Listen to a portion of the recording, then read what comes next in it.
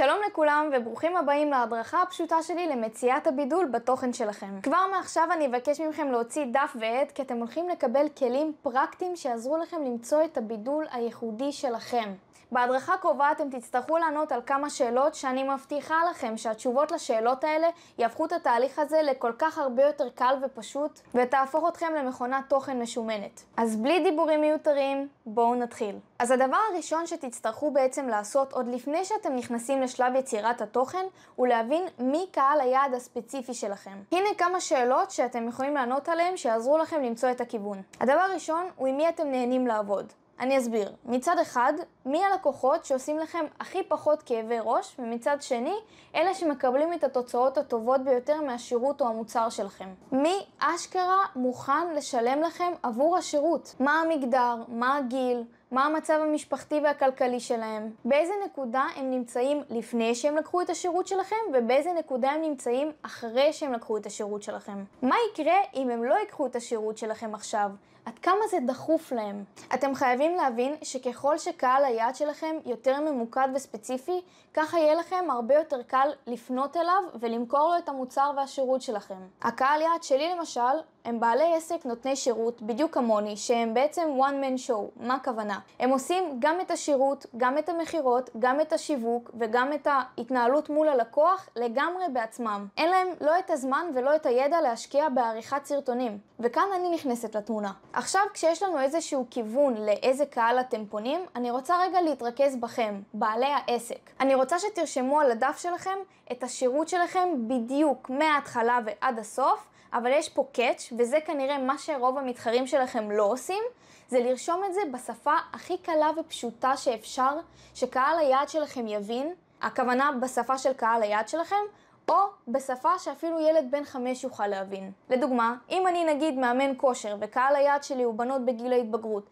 אז אני לא אשתמש במושגים מסובכים מתחום הספורט. אני אשתמש בשפה יומיומית צעירה יותר כדי שהם יוכלו להבין על מה אני מדברת. אבל לא צריך להסתבך, תשלחו הודעה ללקוח האחרון שעבדתם איתו ותשאלו אותו בדיוק את אותם השאלות ששאלתי אתכם לפני כמה רגעים. ברגע שהוא יענה לכם, תשימו לב לאיך הוא עונה לכם, באיזה מילים הוא בוחר להשתמש. הכוונה, תיקחו השראה מאיך שהוא ענה לכם, וככה תבינו בערך איך לפנות לאותו קהל. אחרי שעשיתם את כל זה, סוף סוף הגענו לשלב שכולנו חיכינו לו.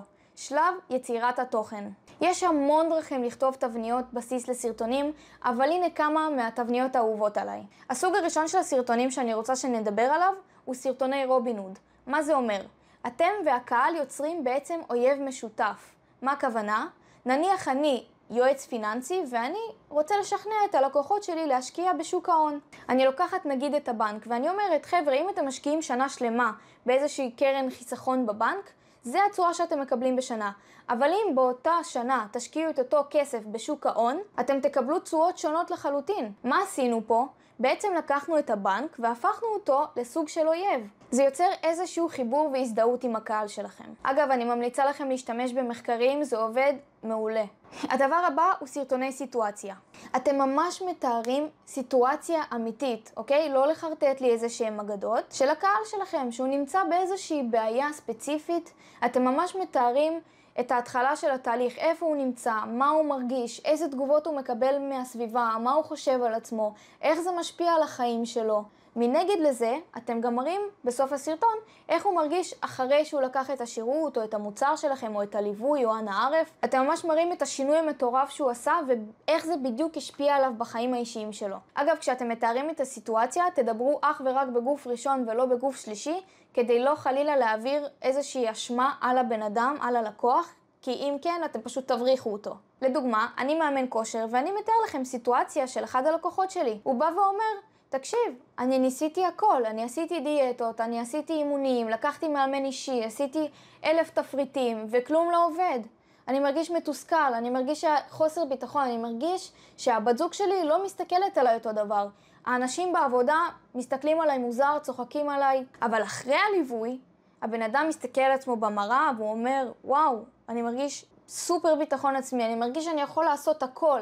פתאום אני מרגיש שאני מספק יותר טוב את הבת זוג שלי, פתאום הסביבה מסתכלת עליי שונה, פתאום קיבלתי קידום בעבודה. בקיצור, נראה לי שהבנתם. הסוג סרטונים הבא הם סרטוני תוצאה. כל מה שכולל תוצאות בכתב, בווידאו, סרטונים ותמונות של לפני ואחרי. בתכלס, כל מה שמראה שהתהליך שלכם או השירות שלכם אשכרה עובד, כי עם תוצאות אף אחד לא יכול להתווכח. הסוג סרטונים האחרון שאנחנו נדבר עליו בהדרכה הזו הם סרטוני הפרחה. אתם בעצם לוקחים משהו שכולם חשבו שהם היו עושים נכון עד היום, ופשוט פוף, מפוצצים להם את הבועה הזאת.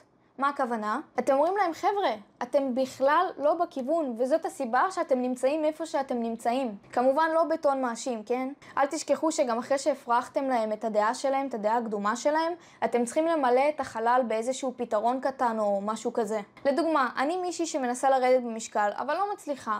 אני עושה 1,000 אימונים בשבוע, וכלום לא עובד. אז מה המאמן בא ואומר לה? תקשיבי, זה לא אשמתך שלא הצלחת לרדת במשקל. הרי מה שחסר לך זה לא 7 אימונים בשבוע, זה בכלל לא קשור. הפתרון הוא בכלל נמצא בתפריט, הוא צריך להיות מותאם אישית בשבילך, וזה מה שיעזור לך לרדת במשקל. ואת זה אפשר לפתור בקלות, באמצעות ליווי מסודר ותפריט מותאם אישית. וכאן אתם מראים להם איזשהם תוצאות מתהליכי ליווי קודמים שעשיתם, או איזשהו טיפ, או הפניה לאיזשהו מקור מידע אמין. עכשיו כשעברנו על כמה סוגי סרטונים, אני רוצה להביא לכם כמה דגשים חשובים לכתיבת התסריטים שלכם. הדבר הראשון הוא לפשט הכל, כדי שגם ילד בן 5 יוכל להבין. הדבר השני הוא ליצור הזדהות עם הקהל. הכוונה לדבר בשפה שלהם ולתאר סיטואציות אמיתיות ואמינות שיכולות לקרות או שקרו בעבר, ולא לחרטט לי סיפורים ואגדות. והדבר האחרון ואולי הכי חשוב זה לא לדבר בגוף שלישי ובטון מאשים, כי ככה אתם תבריחו לנו את הלקוחות. ולסיום, אני בטוחה שבמהלך ההדרכה הזאת עלו לכם כמה רעיונות, ואני מאוד מקווה שרשמתם לכם אותם על הדף שלכם. ולפני שאתם נכנסים לתוך העולם המטורף הזה של יצירת התוכן, אני רוצה שתזכרו כמה דברים חשובים. הדבר הראשון הוא חשיפה. זה מיתוס די נפוץ בקרב בעלי עסקים שאומר שאם אין לכם חשיפה מטורפת בסרטונים, אתם לא תצליחו לבנות קהילה טובה של קהל פוטנציאלי שתוכלו לפנות אליו. אז אם הגעתם להדרכה שלי רק בגלל שאתם רוצים חשיפה בסרטונים, אתם מוזמנים לצאת מההדרכה וללכת לחלק כסף לאנשים ברחוב. הדבר השני הוא התמדה. אני יודעת שזה נשמע נדוש, אבל אם אתם באמת רוצים להיות שונים מהמתחרים שלכם, אסור לכם לוותר, ואתם חייבים להמשיך ולהעלות תוכן, לא משנה כמה זמן זה ייקח, ולאט לאט תראו שהתהליך הזה יהפוך להיות להרבה יותר קל ופשוט משהוא נדמה לכם. וטיפ קטן אחרון ממני אליכם, פשוט תקבעו זמן קבוע בחודש, שבו אתם מקדישים את תשומת הלב שלכם לשלב יצירת התוכן, ואפילו כדי להקליל עוד יותר את הסיטואציה, תבחרו איזשהו מקום שעושה לכם טוב על הלב, כמו איזשהו בית קפה בעיר, או אולי בים, אולי אפילו עם חבר או שניים, וזהו. מקווה שנהנתם ושיהיה לכולם בהצלחה.